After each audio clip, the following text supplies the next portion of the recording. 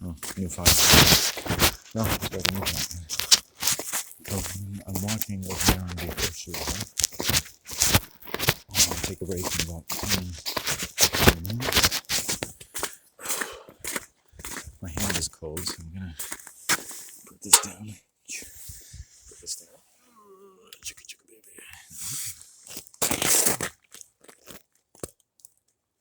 There's a compassion. I'm gonna put my hand in my pocket. Just takes a few minutes. Oh, I just stop it. It's just an excuse to be good to myself. I'm having really the best day I've had in 2 days. So I've crafted everything around to do it. Over knowledge, on the books, but I can tell you, certain dynamics in my environment of the order of sexual abuse actually threatened my health over the last 3 days. Just people I have very, very slight contact with, but just because you have slight contact doesn't mean that things don't come across. And I basically had to do ceremony with anger, basically get them out of my blood. Basically clear them, or parasitical orders of their energy, out of my blood. It's amazing how many people very routinely project things into other people's bloodstream. It's a form of unconscious black magic.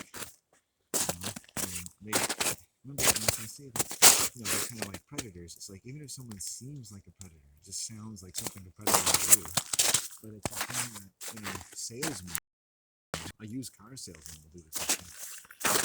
Narcissists, this is unfortunately but also fortunately, we could get away with saying it's times off. And, you're unfortunate if you have the kind of voice and the contact between your subconscious and subconscious mind where this becomes an issue to articulate it. So everything about my videos is an issue of saying things that need to be said relating to violence of any order, which means something that challenges my voice, which means something that challenges my flesh and blood to grow, continue living. And if I did that through my family, it did that to my family. And if it did it to my family, it might have done it to your family. You see how this knowledge is dark is at home in nature, is at home with a natural religion. Okay? And notice, don't project onto my religion that I'm trying to do something to you. I'm going to control the world, or I think I'm absolutely right, and I'm delusional. The thing about delusion is not that someone believes something that sounds strange or stupid to you, but that they want to use it to exert something that it should have no power or right to do. That's the thing, right? You can have a happy thought about the clouds spelling out the name of your lover. That's not hurting anyone. Is it delusional? Maybe. Is it magical? Yeah. Is it a level of the brain that's able to communicate with the earth, that enjoys a level of communication that does not reject the influence of strong emotions in the human mind, and personal as private as they are, that they have some celestial resonance with the ethereal reality? Yes, possibly. Now, humans aren't encouraged to believe that. I said the essence of romanticism is that anything you can find beautiful, you can read. Now think about how much knowledge is contained in that, right? You're welcome. You're welcome. Right? That's called wisdom. Right? And today I started the day by invoking the wisdom of the snake and the wisdom of the Neolithic woman. And she was so fat, but so because she was like an incredible lesbian, right? She probably didn't even have to have children, even though she became a symbol of fertility. She was the world's first Neolithic lesbian supreme, let's say, because I know that they have to have babies, which I agree with, because that sounds like passing a tumor. But the fact that it looks cute after, you're not kidding me. You're not going to convince me that that's what I'm going to hold it against that little bastard for the rest of their life. Anyone who hurts me like that cannot be anything but a devil. I want to start projecting early.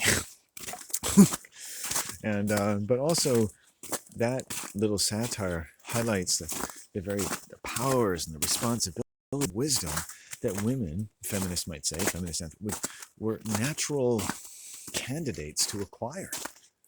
Hunting, everything, doing everything. They were the ones, you know, and without, when you want to err on the side of saying, oh, well, hey guys, yes, your bitch should do everything. It's like, no.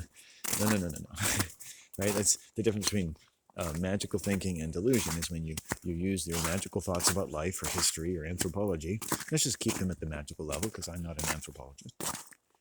And then using them as a reason to hurt somebody. Right? That's called being a cunt.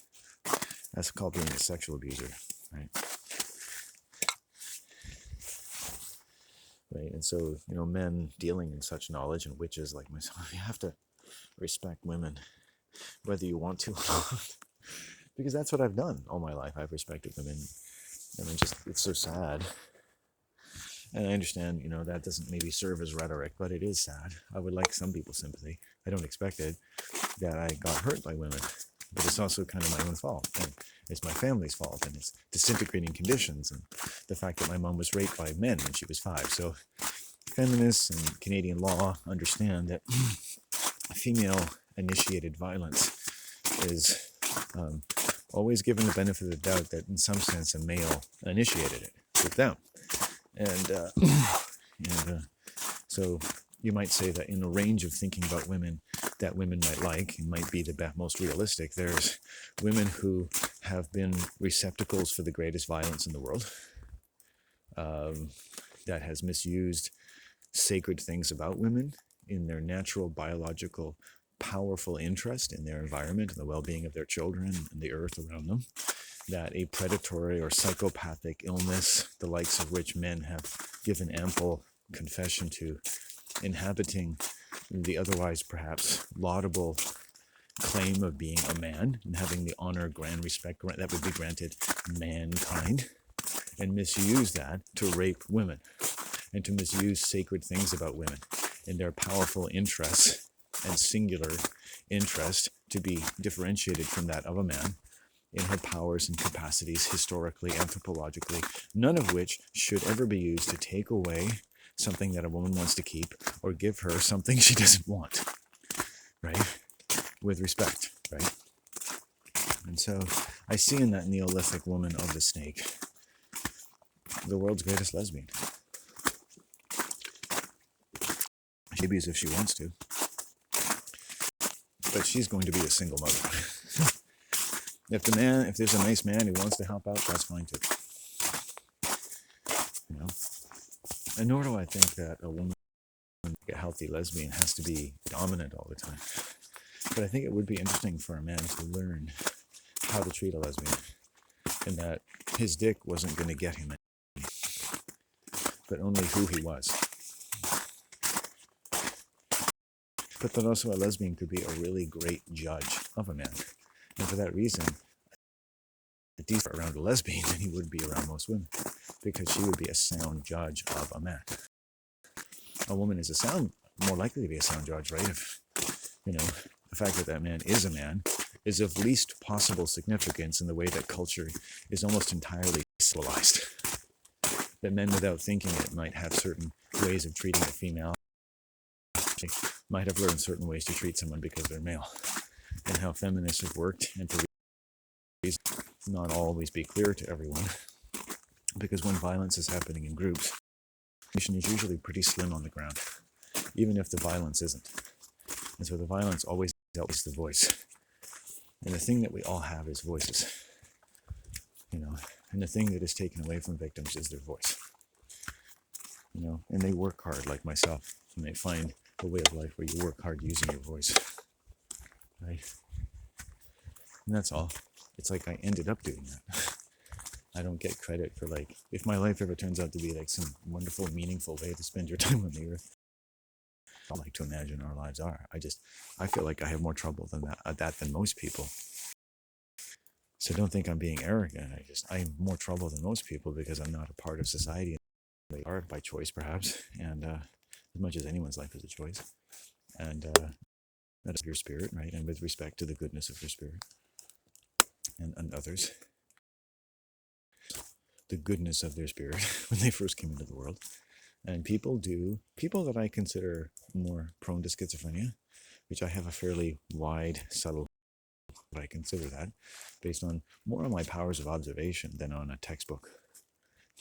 Just see and feel and anticipate about various people I've met, and then also interpolate into other contexts and situations. In other words, I'm not a single-minded person in that sense. I'm not a one-dimensional mind. But people who are prone to the utility of suggestion in what helps you understand to be the more dominant energy in an environment, and that they're prone or learn to be prone for their own safety to a lot of the suggestions and or leadership of people that happen to be dominant in that environment, who are not necessarily suitable to be seen as a competent dominant force.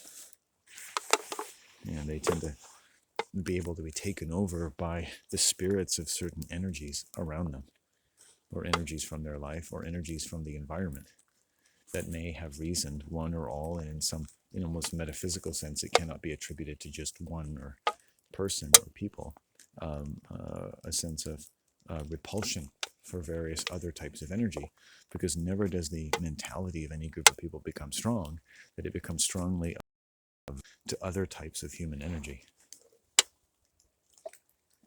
And where this seemingly natural survival sense, in your own personal sense of preferences and that of your large in that, I'm sure Americans don't want people who support Saddam Hussein to be at their dinner table, or and so forth, or terrorist members of the Taliban, is more fantastical. But in the sense that we have that, it's something concerned with survival, and things concerned with breakdown in problematic ways in how certain types of behavior is rationalized that isn't indeed as non-violent as a group may hope for their own survival to believe, and thus for their own survival protected from information about how such behavior be initiated and have a certain effect and not be, well, correct.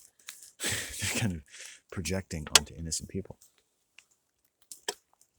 In other words, the immune system of groups is imprecise and prone to psychotic behavior. And cults help us understand how and why that happens.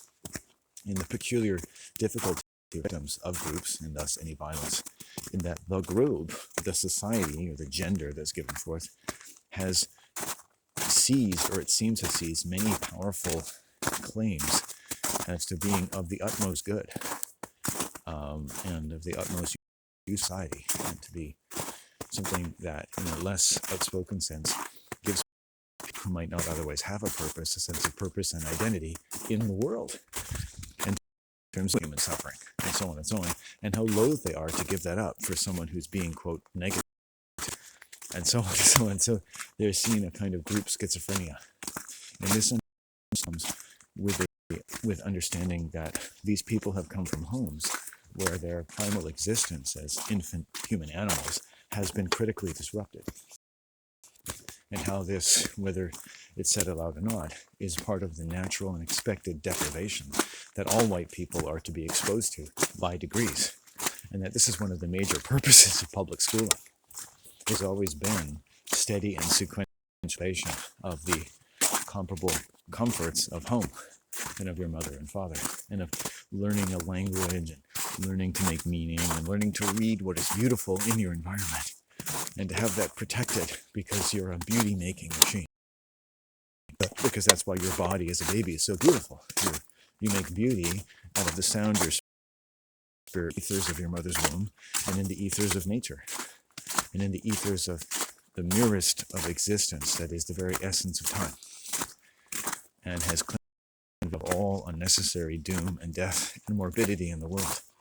But not always because we are so humble, but because this gentleness as a child is also filled with the incredible strength of heaven itself, and our hungers and our doubts and our anger is not divorced of this essence and of this power and of this beauty, which knows, like the earth, how to protect itself, and that's called, in some medicine systems, turtle medicine. The medicine of how the mother protects herself. Right. Okay, so what are we doing now? I guess we're going this way. I gotta piss. I think my camera's gonna get a little too. The rain is coming off and on. feel like I'm treading a good path today, but it's been chilly. Actually, I haven't really felt cold until just about. That's pretty good. Let's come down here. Oh, this has changed a lot. You can see I've walked here a few times. I got pissed. Oh, I got pissed. I got pissed.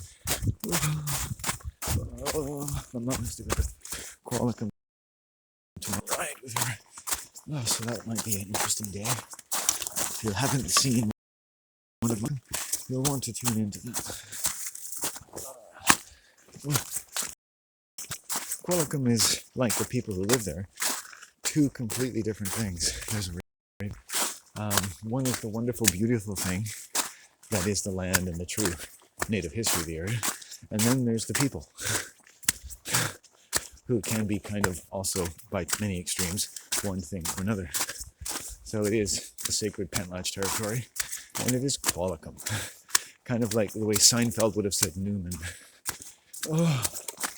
And I'm in a position, you might call that the unfortunate poverties of a middle-aged virgin, but to feel quite fortunate in this respect, at least, to study the behavior of the upper middle class of the earth, at least through the imprecise lens of how I seem to appear to them on any given day.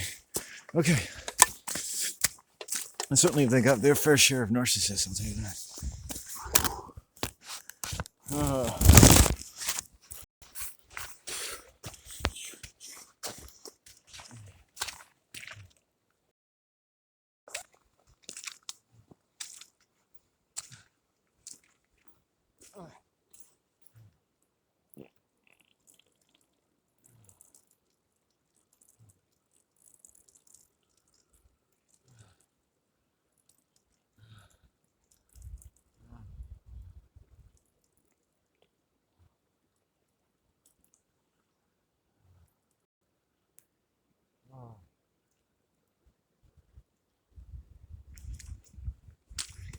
It's so interesting as a writer, firing those last words off from an idea while I'm under stress and I have a full bladder.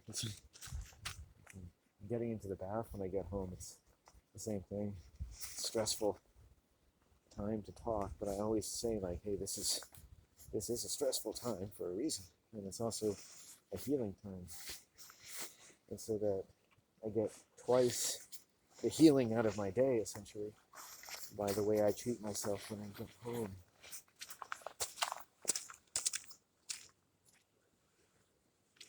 Out of sheer necessity, though it may be, it is a cost which is borne quite fruitfully by me.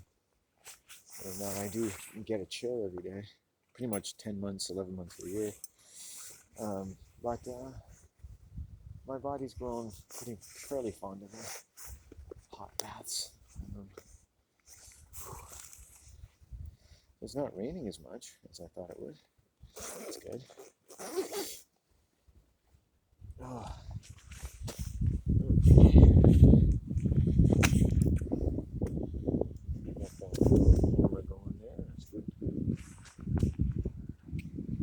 I've seen a raven, a couple ducks. Oh, there's the raven. They are a pretty powerful looking bird to me. It seems like this log is like a raven log. I see this notch on the log. I'm sitting here and it looks like the head of a raven. And the sun is out a bit, so that's good. Oh, it feels weird. Well, I feel better today. I feel lonely. I mean, more than that, I feel vulnerable. My mom has been really helpful in dealing with people-related trauma for the last few years and sickness. Lots of human sickness. When humans are sick, they don't, and most people who have really serious social mental illnesses, they can be anyone. It can be business people, it can be a business. Like health food gives you a really interesting way of looking at cults, because in health food stores, people are so deeply usually motivated by health food. Even though, I've met a few of them that really aren't at all, and they just need a job.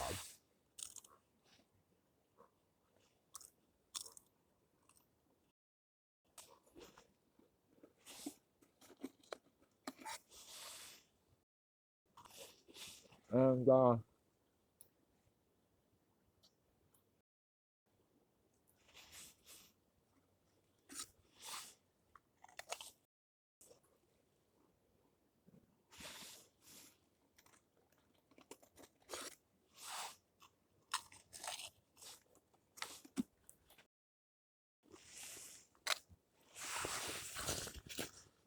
well, you have to have a conversation.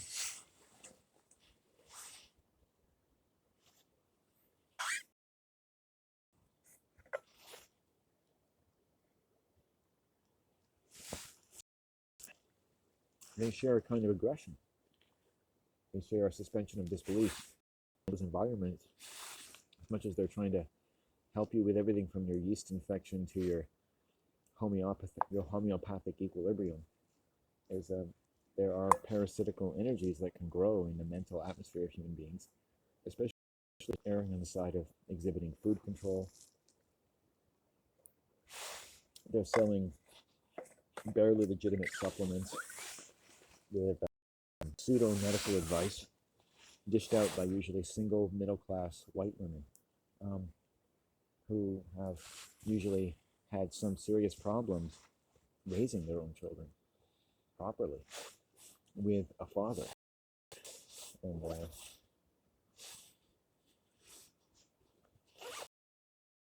issue that I mentioned the other day that's very serious, but also one that people might get very mad at me for talking about, which I think is related to serious issues related to human morbidity, is that, and I'm going to say this, women have, in times past for sure, and maybe times been born, who are lesbians or bisexual, maybe leaning more lesbian, however that works internally, who have probably not been in a position to be very open about that, maybe even to themselves, and who enjoyed a great life, essentially a great facility with, say, boys and girls growing up, enough to be perfectly capable of getting a young boy to fall in love with them and have children with them, who might have suffered, sudden accident, stroke, or injury after their second child, or some accident, really, because of a disintegrating influence that this person's natural survival mentality is having upon a man who may have married a lesbian. Do you understand? And for his own, however he's been introduced to the world in a somewhat, perhaps, way that didn't. Hi. The raven just flew right over me.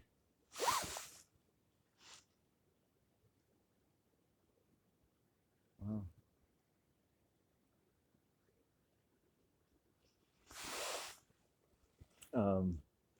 This is something that brings a disintegrated, and I don't want to speak ill.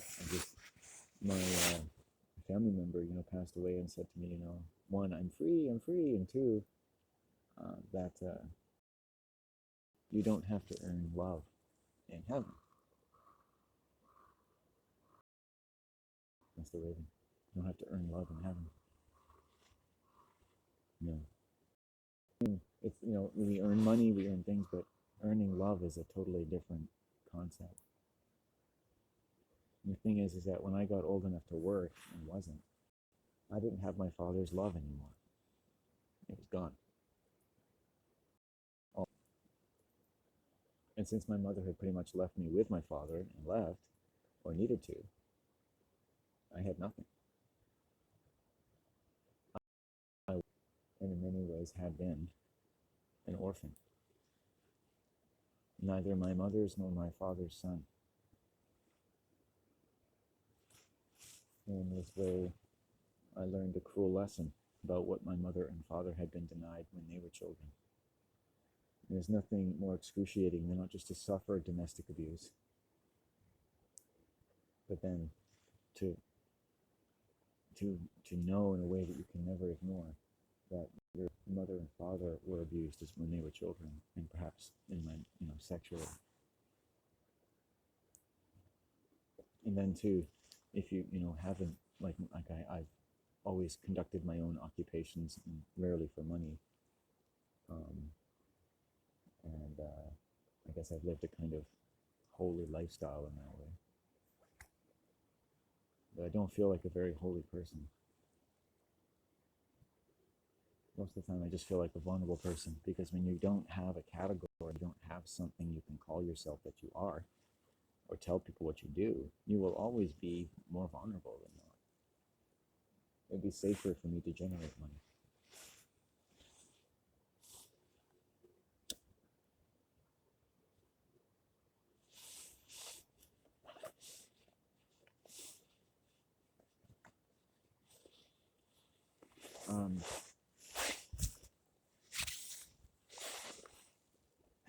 It stopped raining, so that's good.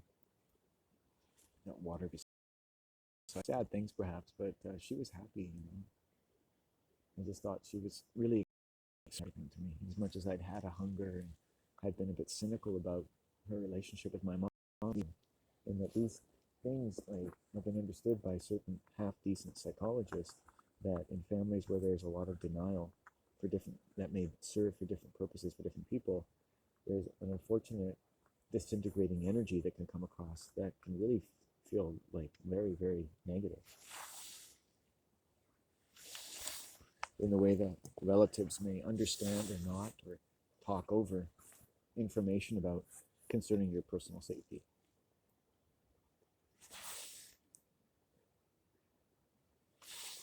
That, when shared across generations, is infuriating. Because it's like 10 levels of a sword through your heart that deprives you of your mother's love, deprives you of your father's love, even with your own anger at them, which is the hardest thing for a child to experience. So I tell you that if you've ever had to be angry at your parents, be easy on yourself. You've been poisoned. You've been poisoned by the world. Right?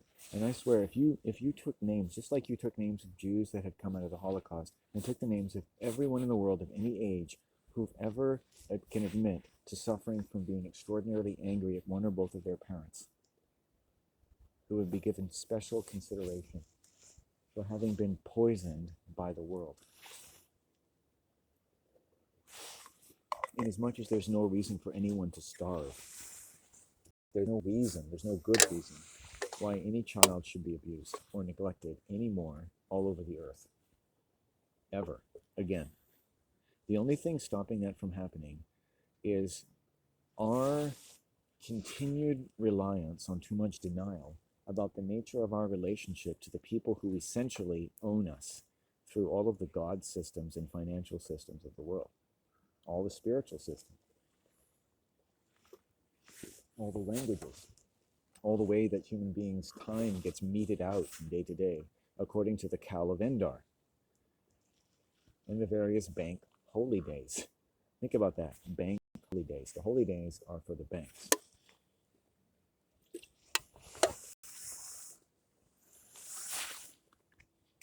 One more couple puffs and then. Thank you, Raven, for your presence. I feel your spirit everywhere. Raven's very kind indeed, because Raven magic really years of difficulty with various entities, which I say to cover up their identity, because why get into it?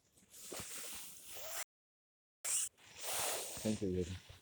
And the Raven, you might just see the Raven pecking on the ground, or to me, the Raven is also a very powerful spirit, a powerful people.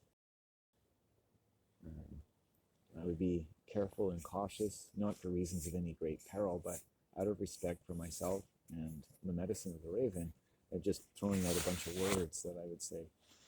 I would just say that the Raven, I should say honestly to the Raven, you have spoken to me in the most personal way. You have become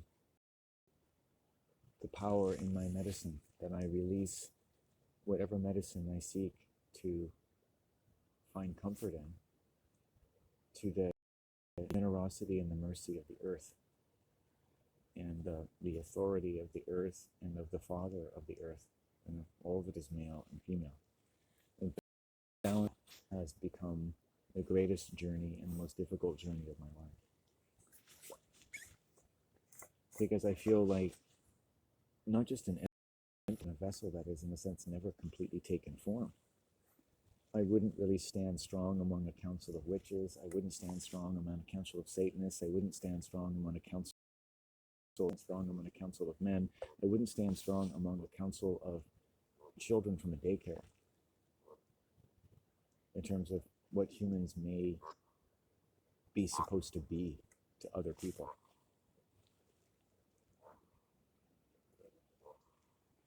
I am Mr. Nobody. I'm nobody, basically. Because I've never decided to make the effort that it takes to be somebody. But it would be really fun to be somebody. You know? And you know what would make me feel like somebody? If I pretended to be somebody. I like being like, I am the guru who is not the guru. I am the guru who is not the guru. I am the guru who doesn't know he's the guru. I'm the guru who doesn't know he's the guru. And I might be your guru, and I don't know. You tell me. Give me money if you think I'm your guru. And I will buy guru things. I'll come and buy a turban. Hello, thank you for the money to buy this gold turban. You are my diaper daddy. $3,000 more and you get to be the #1 diaper daddy of the month. Or maybe I am your diaper daddy. I like that. My dad once wore a diaper. My dad was a baby. It was my dad like when he was 1. I was 2. My Lord. And who was he to his family? Was he the youngest? Was he... I think my dad was a middle child, not unlike myself. Ooh, ding dong.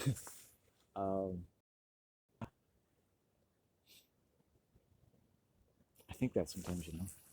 I think maybe I like positive things about my parents. I'd love to know my mom when she was a child. I think I'd be a safe person for her to be around. To know her, and that's what I worship in the sun, is the epiphanic power of the sun's medicine. The raven takes this medicine. The raven helps me with this medicine.